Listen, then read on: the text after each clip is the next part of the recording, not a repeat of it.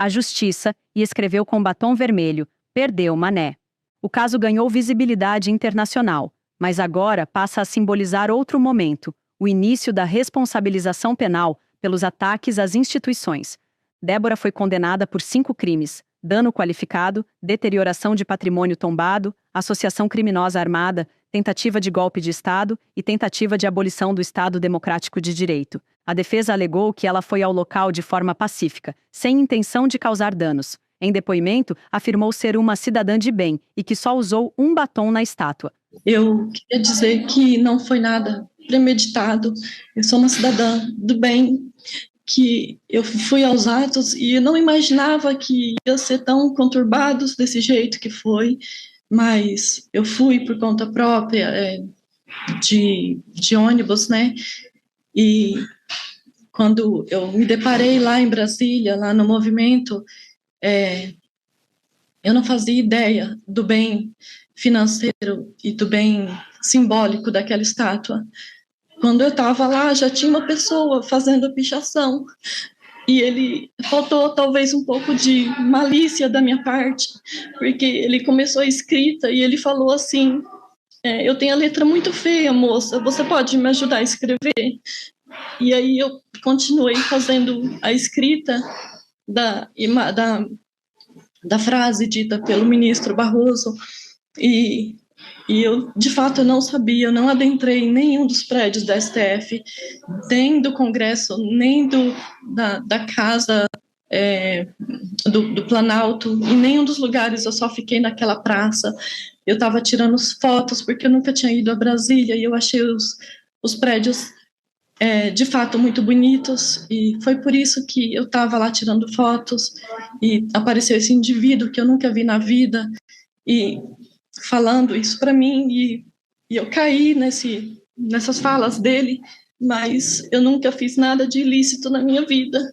Então eu queria pedir, assim, de todo o coração, que se compadecesse de mim. Mas os elementos reunidos pela investigação foram decisivos. Imagens de câmeras, laudos da Polícia Federal e o próprio reconhecimento dos atos no depoimento. O julgamento foi decidido por 3-2. Alexandre de Moraes, Flávio Dino e Carmen Lúcia formaram a maioria para a pena de 14 anos em regime fechado. O ministro Cristiano Zanin votou por 11 anos de prisão. Já Luiz Fux defendeu uma pena de 1 ano e 6 meses. Eu confesso que, em determinadas ocasiões, eu me deparo com uma pena exacerbada. E foi por essa razão, ministro Alexandre, dando uma satisfação a Vossa Excelência, que eu pedi vista do caso, desse caso. Eu quero analisar o contexto em que essa senhora se encontrava. Eu quero analisar.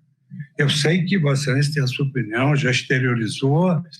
Nós julgamos sob violenta emoção após a verificação da tragédia do 8 de janeiro. Eu fui ao meu ex-gabinete, que a ministra Rosa era minha vice-presidente, e vi mesa queimada, papéis queimados. Mas eu acho que os juízes, na sua vida, têm sempre de refletir dos erros e dos acertos, até porque, como o ministro Dino, de uma certa forma, mais lúdica, destacou, os erros autenticam a nossa humanidade. Debaixo da toga bate o coração de um homem. Então, é preciso que nós também tenhamos essa capacidade de refletir e que muitas vezes aqui é utilizado como evoluir o pensamento. Embora o caso de Débora tenha repercutido mais por sua imagem do que por sua liderança, a condenação estabelece um precedente firme para os demais réus do 8 de janeiro. Entre os investigados estão figuras centrais da articulação golpista. O ex-presidente Jair Bolsonaro tornou-se réu por tentativa de golpe de Estado. É a primeira vez que um ex-presidente responde por esse crime na história do país. O processo contra Bolsonaro prevê penas que, somadas, podem ultrapassar 20 anos de prisão. As investigações envolvem militares da ativa e da reserva, políticos, empresários e ex-ministros.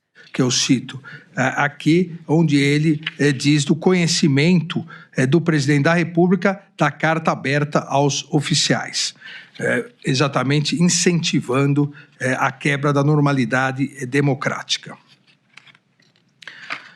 Por fim, e também peço que coloque aqui, E não há mais nenhuma dúvida, inclusive, isso foi dito nas sustentações orais, não há nenhuma dúvida que o denunciado Jair Messias Bolsonaro conhecia, manuseava e discutiu sobre a minuta do golpe.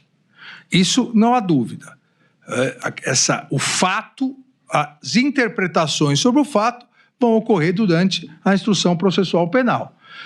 Se ele analisou e não quis, se analisou e quis, isso será num juízo de culpabilidade. Mas não há dúvida de que ele tinha conhecimento da minuta do golpe que foi apreendida, chame-se como quiser, porque era uma decretação de estado de sítio. Estado de sítio ou estado de defesa. Ora, falou uma coisa ou a outra. Uma decretação do estado de sítio e de defesa cuja intervenção seria no TSE. Somente no TSE, inicialmente com a prisão do presidente do Senado, senador Rodrigo Pacheco, do decano do Supremo Tribunal Federal, ministro Gilmar Mendes, e desse relator. Depois, uma alteração determinada, segundo os depoimentos feitos, diretamente determinada pelo denunciado Jair Messias Bolsonaro, foi excluído o presidente do Senado e o decano do Supremo Tribunal Federal.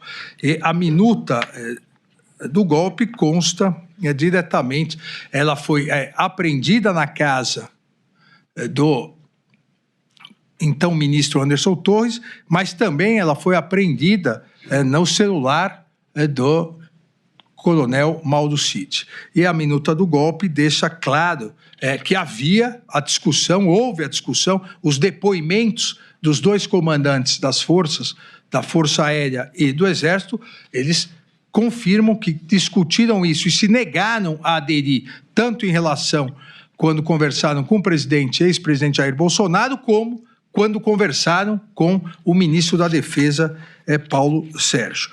Não há necessidade de ler a minuta do golpe, porque ela já é conhecida por todos. O inquérito revelou que o plano não se limitava à anulação do resultado eleitoral. Havia a intenção declarada de matar o presidente Lula, o vice Alckmin e o ministro Alexandre de Moraes. O julgamento da tentativa de golpe avança, mas sofre resistências no Congresso. Na Comissão de Constituição e Justiça, por exemplo, parlamentares do Partido Liberal tentaram travar a análise do caso de Alexandre Ramagem. A condenação de Débora Rodrigues sinaliza que todos os envolvidos nos atos do 8 de janeiro, direta ou indiretamente, responderão à Justiça.